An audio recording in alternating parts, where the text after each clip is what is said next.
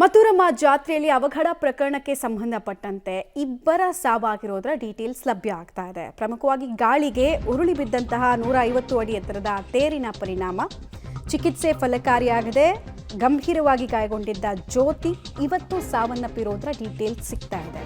ಆ ಮೂಲಕ ಇಲ್ಲಿಗೆ ಮೃತರ ಸಂಖ್ಯೆ 2ಕ್ಕೆ ಏರಿಕೆ ಆಗ್ತಾ ಇದೆ.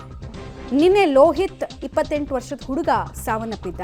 ಇವತ್ತು ಜ್ಯೋತಿ ಅನ್ನುವಂತಹ ಯುವತಿಯ ಸಾವು ಕೂಡ ಆಗಿರೋದ್ರ ಡೀಟೇಲ್ಸ್ ಸಿಗ್ತಾ ಇದೆ. ಇನ್ನೊಬ್ಬ ಆತ ಕೂಡ ಬಹಳ ಕ್ರಿಟಿಕಲ್ ಇದ್ದಾನೆ ಅನ್ನೋದು ಗೊತ್ತಾಗ್ತಾ ಇದೆ. ರಾಕೇಶ್ ಆತನ ಹೆಸರು. ಜೀವನ್ ಮರಣದ ಹೋರಾಟವನ್ನು ರಾಕೇಶ್ ಕೂಡ ನಡೆಸ್ತಾ ಇರೋದ್ರ ಡೀಟೇಲ್ಸ್ ಲಭ್ಯ ಆಗ್ತಾ ಇದೆ. ವಿಪರೀತವಾಗಿ ಗಾಳಿ ಬಂತು. ಆ ಗಾಳಿ ಬಂದ ನಂತರ ಸಂಭವಿಸಿದ್ದು ಈ ದೊಡ್ಡ ಅನಾಹುತ. ಅದು ಬೀಳಬೇಕಾದ್ರೇ ಜೀವ ಜಲ್ಲನ್ನುತ್ತೆ. ಅಲ್ಲಿದ್ದವ್ರು ಹೇಳ್ತಾ ಇದ್ರು ಆ ಘಟನೆ ಹೇಗಾಯಿತು, ಏನು ಕತೆ ಅನ್ನೋದನ್ನೆಲ್ಲ ಎಕ್ಸ್ಪ್ಲೇನ್ ಮಾಡ್ತಾ ಇದ್ರು ನಿನ್ನೆ.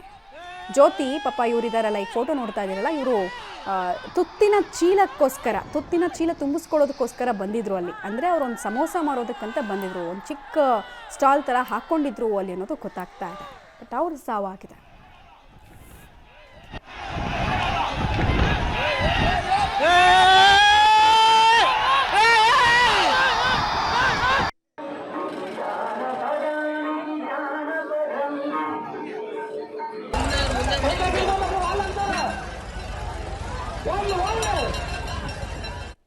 ಡೀಟೇಲ್ಸ್ ಕೊಡ್ತಾರೆ ಅಂಬರೀಷ್. ಸಂಭ್ರಮದ ಕ್ಷಣ, ಕೆಲವೇ ಕ್ಷಣಗಳಲ್ಲಿ ಸೂತಕದ ವಾತಾವರಣ ಕಾರಣ ಆಯಿತು ಅನ್ನೋದರ ಡೀಟೇಲ್ಸು. ಸೊ ಜ್ಯೋತಿ ಅವರ ಸಾವಾಗಿದೆ. ಅದರ ಬೆನ್ನಲ್ಲೇ ಇನ್ನೂ ಎಷ್ಟು ಜನ ಈ ಪ್ರಕರಣದಲ್ಲಿ ಗಾಯಗೊಂಡಿದ್ರು, ಮತ್ತು ರಾಕೇಶ್ ಸರ್ವೈವಲ್ ಚಾನ್ಸಸ್ ಎಷ್ಟಿದೆ ಅಂತ, ಅವರು ಬದುಕುಳಿಯುವಂತಹ ಸಾಧ್ಯತೆ ಎಷ್ಟರ ಮಟ್ಟಿಗಿದೆ?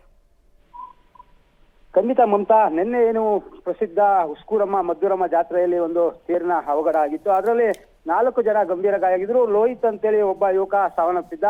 ಅದ ನಂತರ ಇವತ್ತು ಬೆಳಿಗ್ಗೆ ಜ್ಯೋತಿ ಅನ್ನೋ ಯುವತಿ ಈಗ ಸಾವನ್ನಪ್ಪಿರುವಂತದ್ದು. ಅಂದ್ರೆ ಈಗ ಸಾವಿನ ಸಂಖ್ಯೆ 2ಕ್ಕೆ ಏರಿದೆ ಮತ್ತು ಇನ್ನು 3 ಜನ ಗಾಯಾಳುಗಳಾಗಿದ್ದಾರೆ.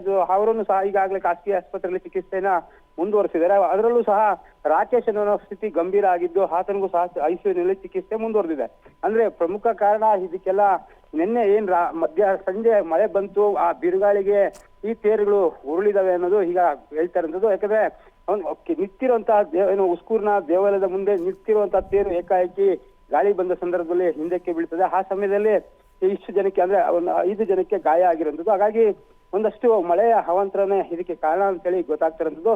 ಆದ್ರೆ ಈಗ ಸದ್ಯಕ್ಕೆ ಪೊಲೀಸರು ಸಹ ಏನ್ ಬರ್ಬೇಕಾದಂತ 5 ತೇರುಗಳಲ್ಲಿ 3 ತೇರನ್ನ ಅಲ್ಲೇ ಸ್ಟಾಪ್ ಮಾಡಿದ್ರು. ಹಾಗಾಗಿ ಈಗ ಆ ತೇರುಗಳು ಸಹ ಅಲ್ಲಿಂದ ವಾಪಸ್ ಕಳಿಸುವಂತ ಕೆಲಸವನ್ನ ಪೊಲೀಸರು ಮಾಡ್ತಾರಂತದ್ದು.